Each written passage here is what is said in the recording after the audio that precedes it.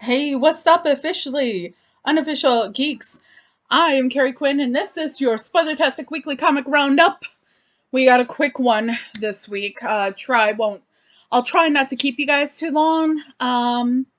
We only have, oh crap, we only have like 5 issues to talk about, but nothing was really all that horrible this week.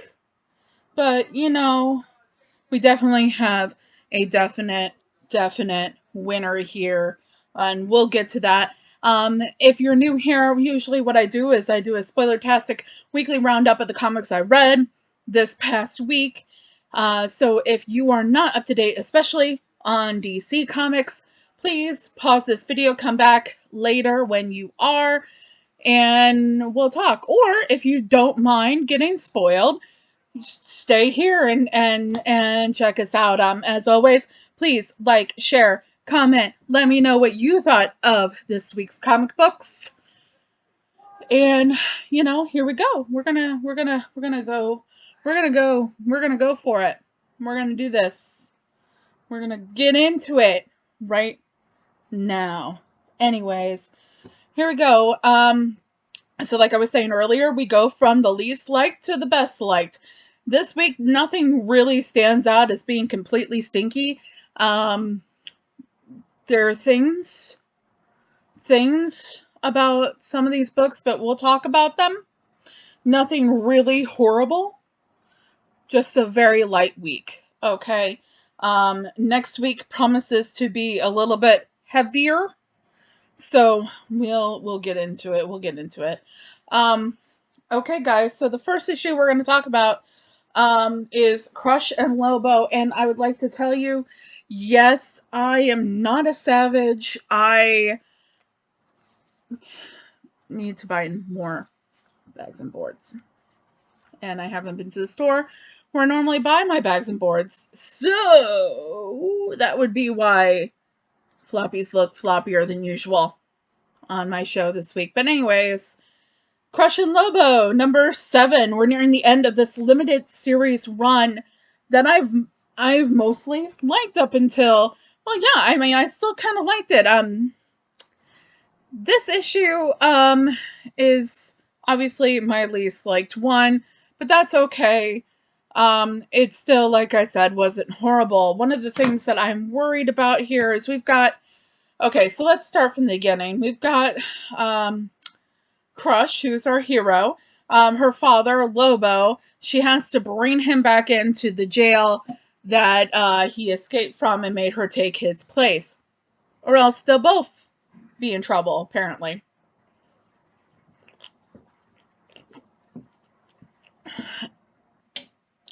I don't make the rules in space jail, but I am willing to tell you they seem a bit unfair. Anywho, so she arrived to Space Vegas last month, tracking her father, Lobo, because she has been tasked with bringing him back in. And, this whole series has been riddled with a lot of, like, self-discovery. It's like a self-orchestrated therapy session that Crush has been doing with herself in regards to not only dealing with how her relationship with her father, or lack thereof relationship, has affected her life, how she was brought up has affected her life, and what she has done in her relationship, particularly with her ex-girlfriend, to make things not so easy for her. So we get to the point where she does finally track him down in Space Vegas, and because of course, where's Lobo going to be found but Space Vegas? Come on, And they start fighting. There's a chase and everything like that, and the space lizards that came on board with her help her out in the end, and she goes to take him back, only to find out, twist, turn that around, smack yourself in the face, Sally, because shit, apparently she's also going to be a part of some damn experiment, And we have one issue left. Okay, so here's the thing. We have like this major twist that happens right at the end of the 7th issue. Now, can they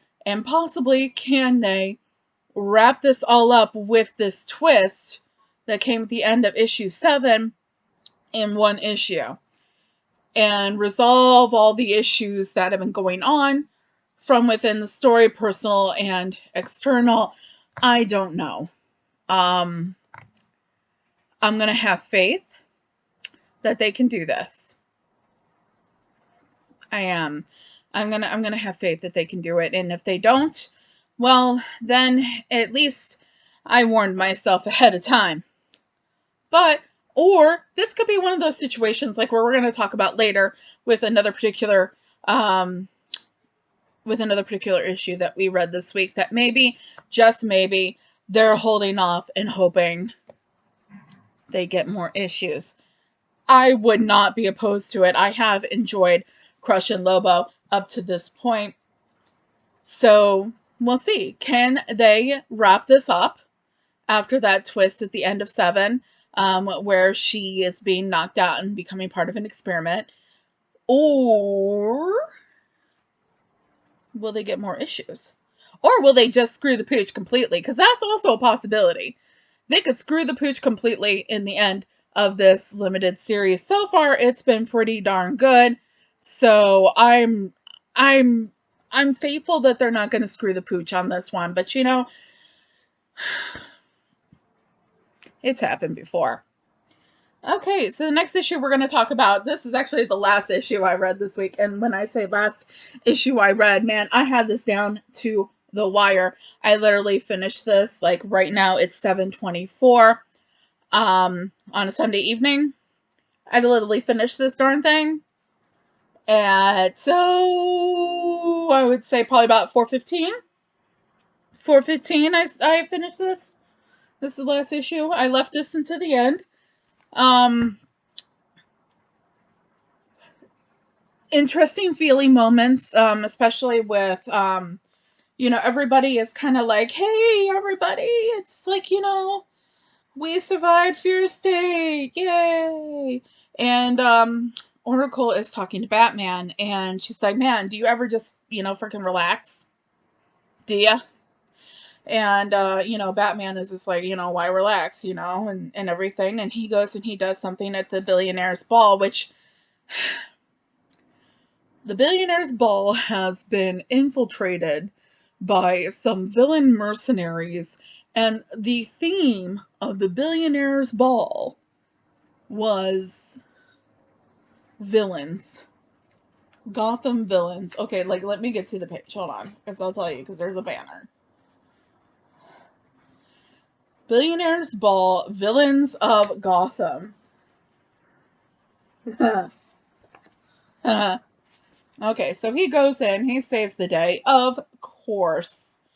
He gives a little girl dressed up as Punchline a autograph. And let's see here. He's just kind of like, oh, cool, you know, I finished and I did all good. And she's like, you know, what did Batman, Oracle is saying, what did Batman do to celebrate before? And you get this, like, page spread of, like, different things, like, Batman would unwind, and it's like, he would be with Commissioner Gordon and hang out. He would be with Damian and hang out. He would be with Selena. He would be with Clark Kent, Superman, his bestie. He would be with his other bestie and father figure, Alfred, all of which are not really possibilities right now. And that's kind of sad. That's what I mean by kind of feely stuff. Even so, Oracle and Nightwing invite him for breakfast, but he's just like, he sees something that upsets him. Batman Inc. has all been arrested for murder. So he's like, I'm going dark for 48 hours. And they're like, what? So he goes off. He's looking into all this. He finds out this villain that we've been promised, Abyss, in this first issue of the new run, new run, new writers, everything like that, this kind of threw me. And I don't know if there's going to be some twist later, but it's going to be interesting. So, members of Batman Inc. have been arrested and confessed to murder. And they murdered Abyss. Well, Abyss was this new character, this new villain we were promised when we were getting previews of the Williamson run, and it appears he's already dead. Like I said, I don't know if there's going to be some twist later. My kitties are talking to each other. It's so cute. And they're right over there talking to each other. It's adorable. It's a nice departure from them chasing after each other and fighting. So it's good. So we were promised this Abyss character was going to be a new villain, and they're already dead. So I don't know if there's going to be some twist later or whatever, but the twist that happens in this issue, this, climax ending here, not a climax, excuse me, but this, surprise ending is that Batman Inc. is now, the team under Batman Inc. is now being protected and run by Lex Luthor. What? I mean, was anybody else expecting this? Because I certainly wasn't expecting this. And it's kind of weird. But, the thing is there was nothing really exciting or, jump off, about this issue. It was just kind of like a build up to this end reveal where it's Lex Luthor and, okay, we were told Abyss is already dead. We were told Lex Luthor is the leader of Batman Inc. now, which is kind of weird. And so, well, what do we do with this? What do we do with this? This is supposed to be, if I'm remembering correctly, this is supposed to be 4 issues. And there's a build-up in this, and it's pretty slow going in the beginning. So if this arc is supposed to be 4 issues, and this is the first issue where nothing really exciting happens, except for right at the end when you find out that Lex Luthor is funding Batman Inc. They gotta move this along.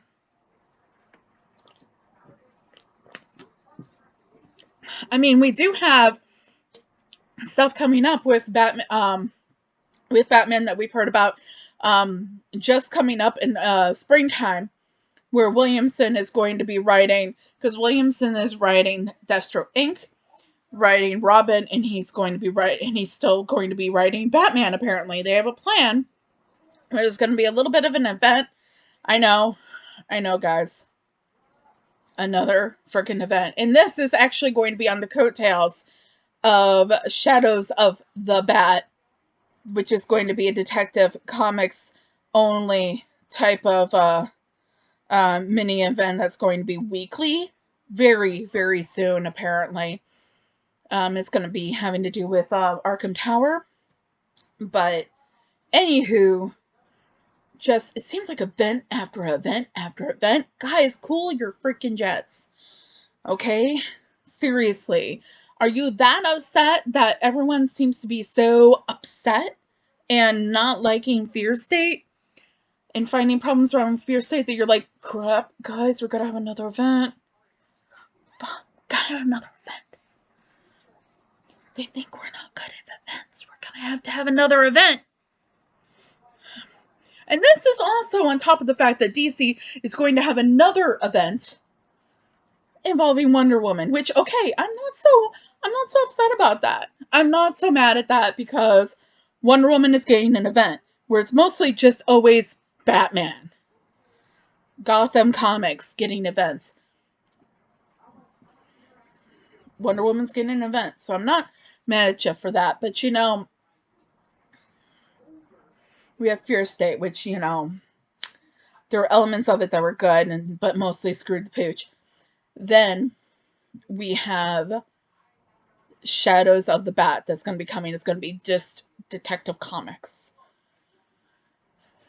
And then we're going to have a Deathstroke Inc. Robin, Damian Robin, Batman, Talia al Ghul thing going on this spring. If it has a specific name that's tying everything together, it's an event. And it's an event. It's an event. Now, the good news is about this upcoming event involving Deathstroke Inc., Batman, and Robin is that it's all going to be written by one person. So, you don't have the same problems that were some of the problems in Fear State, where there's too many cooks in the kitchen. But, anyways, this is supposed to be a 4-issue arc. And we got Lex Luthor at the end of it, which, okay, cool.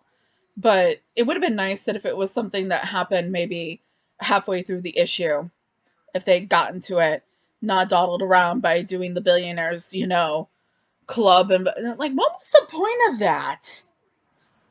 Guys, what was the point of that? Come to think of it now, what was the point of the billionaires villains club crap? The billionaire club, Gotham villains. Ugh. What was the point of that?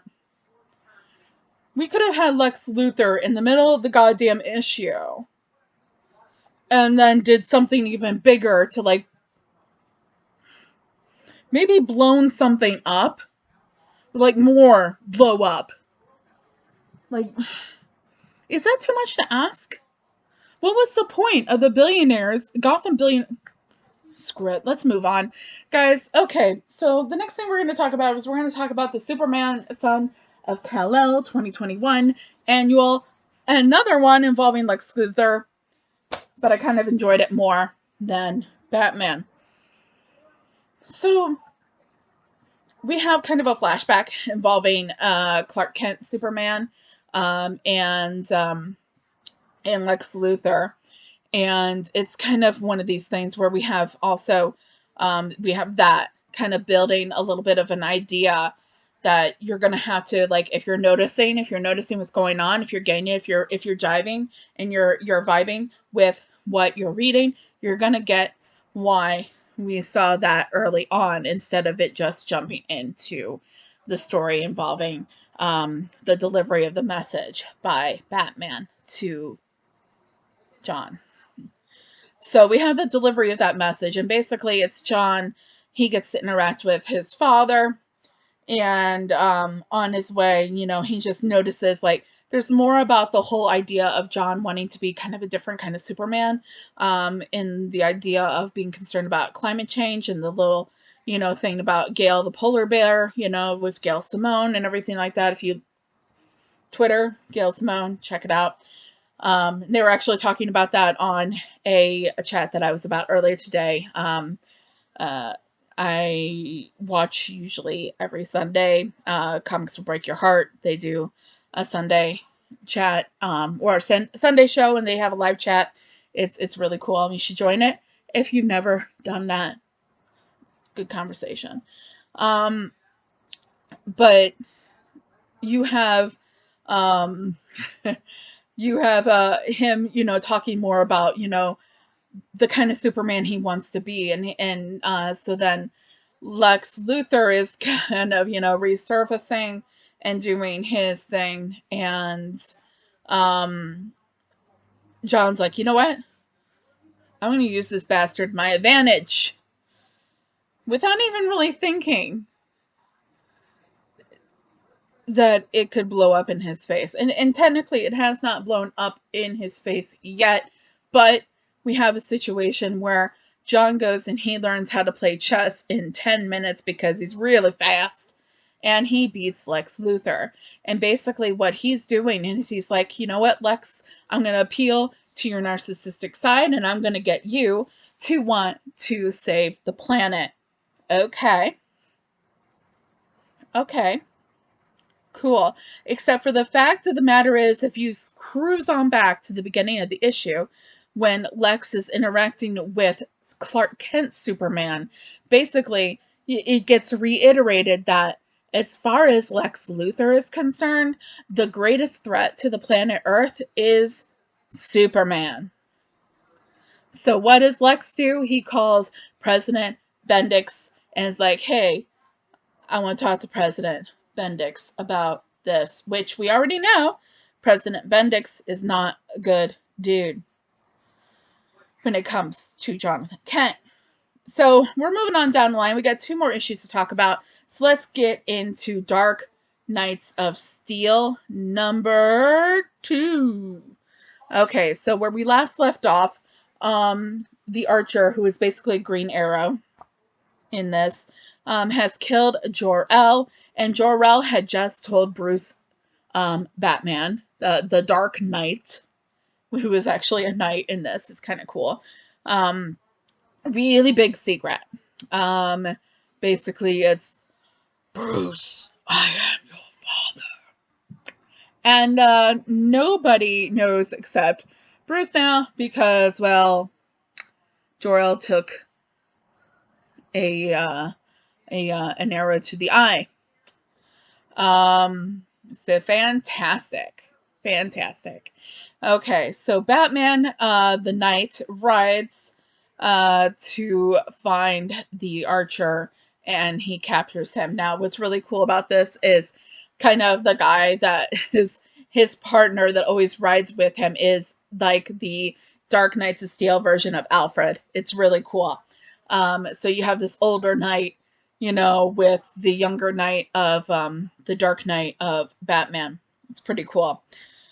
Just look at my notes real here. So we have this thing where we have a prophecy, and the whole reason why Jor-el was shot and killed is because of this prophecy that Constantine has, and the Green Man is involved, which is basically the Green Lantern. So medieval Constantine has a prophecy, and he's working for basically the equivalent of King Black Lightning, and it's in another kingdom. Zara finds out, which is she is being presented in Dark Knights of Steel as Jor-el's daughter, and she finds out that her father was killed. And by the way, Wonder Woman and Supergirl are together. Make it gay. So Zara decides that she's picking violence, she's picking vengeance, and she goes off and legit kills Black Lightning, King Black Lightning's son, right in front of him. Black Lightning uses like lightning bolts on her, and she's like, "Ooh, it tickles."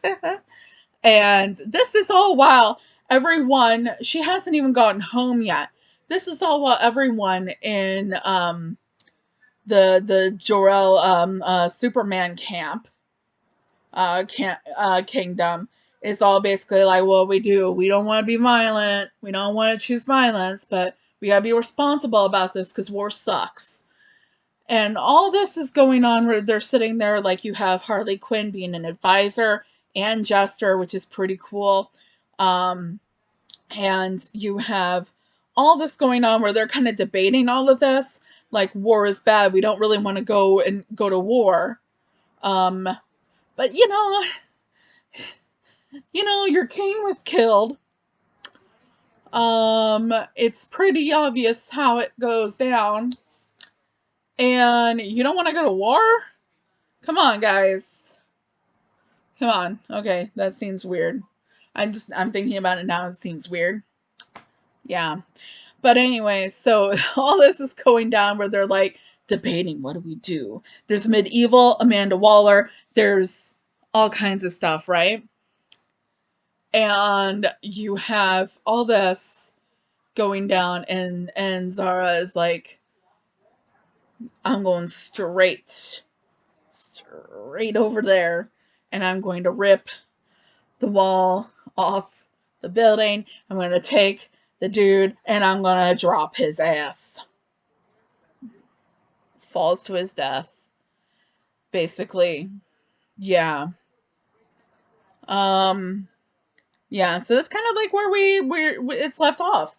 that's kind of where it's left off, and we're gonna get to see what happens next week. I'm really enjoying this. I'm really enjoying this kind of different telling of the DC lore.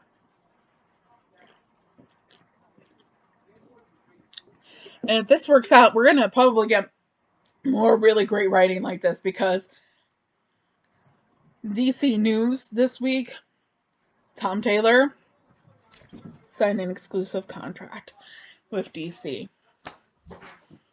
Rock on. Speaking of other really awesome writers, we're bringing it up. We're getting to the number one issue of this week, and let me tell you, I'm so glad to close out this week talking about Swamp Thing, 10 of 16. We're gonna this issue, and then we're going to be a little bit of a hiatus before we get to season 2. But let me tell you, I'm gonna be waiting with breath that is bated, because this is issue of the week, hands down. Let me tell you, that's a celebrate good times moment to hear that this has been extended. Everyone kept on talking about it, and I slept on it for a while, and I finally decided to read it, and I was hooked. Exciting, poetic writing as always from Ron V. When I heard it was getting a second season, I saw that cover. I was like, ooh, it's like Christmas came early, folks. Okay, DC gave us a Christmas gift, and that's extending Swamp Thing. Legit, if you have been sleeping on Swamp Thing like I was, you got some time now. Read these 10 issues. Pull yourself together. Get yourself ready for March when it comes back. Okay, because let's talk about this issue. Let's talk about this right now. The here and now of Levi. Either way. When we last left our Keeper of the Green, he was in Prescott trying to save his friend and lady girl Jennifer.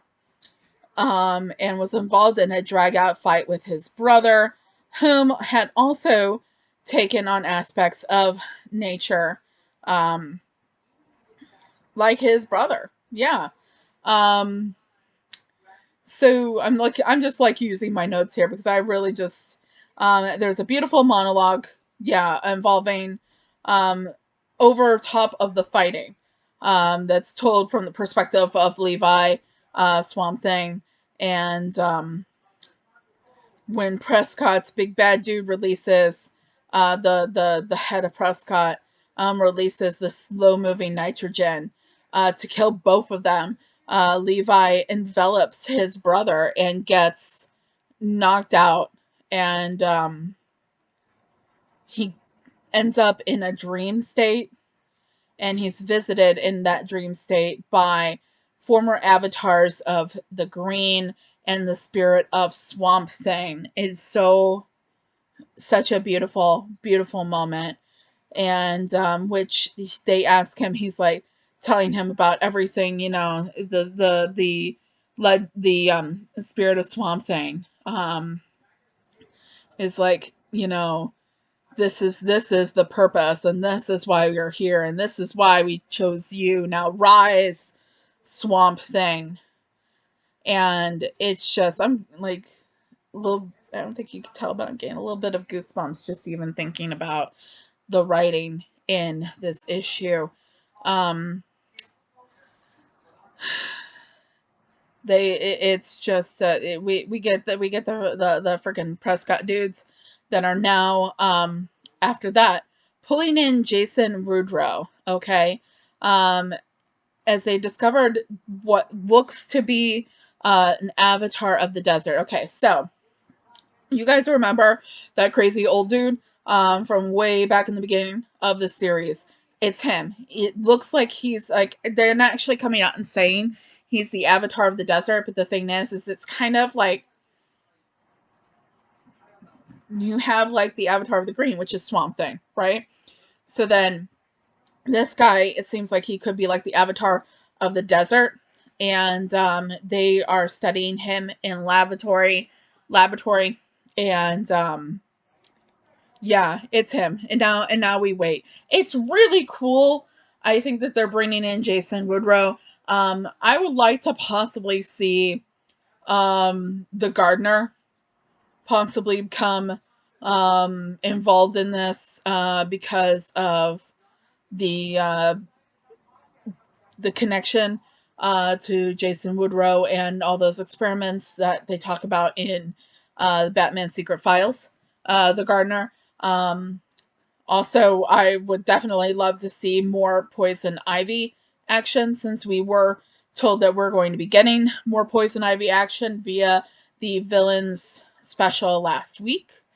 Um, I would love to see all that stuff, guys. Like, if I had a wish list for what's coming up in Swamp Thing in March, that'd pretty much be it. But okay, guys, I've taught your ears off enough about these comics. I certainly, ended up getting, plenty of time with you guys involving these comics. Believe me, I am so excited for next week. What's going to happen is tomorrow I'm also going to be filming. I was going to go live with my Fear State Batman review retrospect, but it didn't quite work out that way. So what I'm going to do is I'm going to go ahead and I'm going to film what I would have done live, and I'm going to try and get that up by tomorrow night. Thank you guys so much for being here and watching the videos. Please like, subscribe, comment. Let me know what you thought of this week's comics. Let me know if you agree with me or if you disagree with me, and for whatever reason. I love conversation. I love debate. I can't wait to dive into more of some of these series and see what happens. So tell your friends, tell them that I'm going to be talking about Batman Fear State. Like I said, hopefully that's going to be up tomorrow. Obviously, every week I'm here with your Spoilertastic weekly comic roundup on Sunday evening. And I've had a lot of fun, and I hope you have too. So keep on reading those comic books, because that's why we're here. And please be kind to one another and have a good day, and keep reading and keep living and keep being you. And this is the Officially Unofficial Geek channel. I am your host, Carrie Quinn, and until next week,